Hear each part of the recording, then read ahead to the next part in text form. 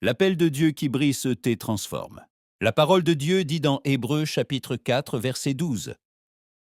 Car la parole de Dieu est vivante et efficace, plus tranchante qu'une épée à deux tranchants, pénétrant jusqu'à la division de l'âme et de l'esprit, des jointures et des moelles, et elle juge les sentiments et les pensées du cœur.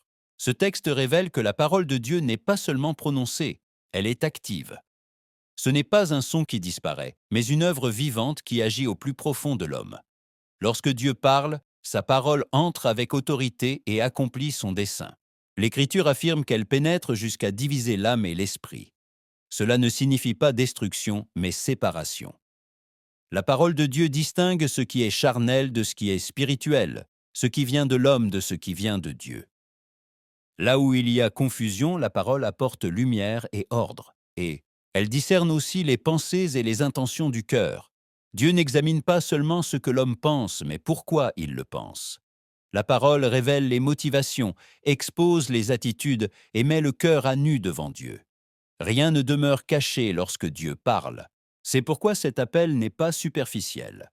Lorsque Dieu parle, le cœur est confronté, non pour condamner, mais pour aligner, non pour blesser, mais pour guérir.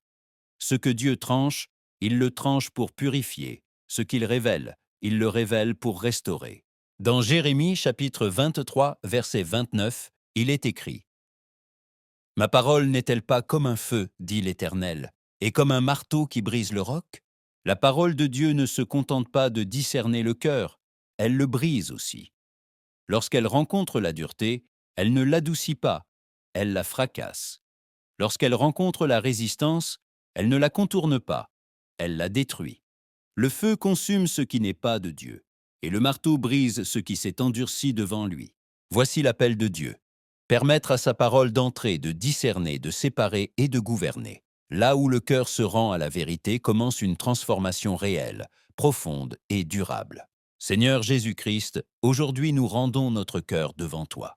Nous permettons à ta parole vivante et efficace de discerner, de séparer et de gouverner notre être intérieur.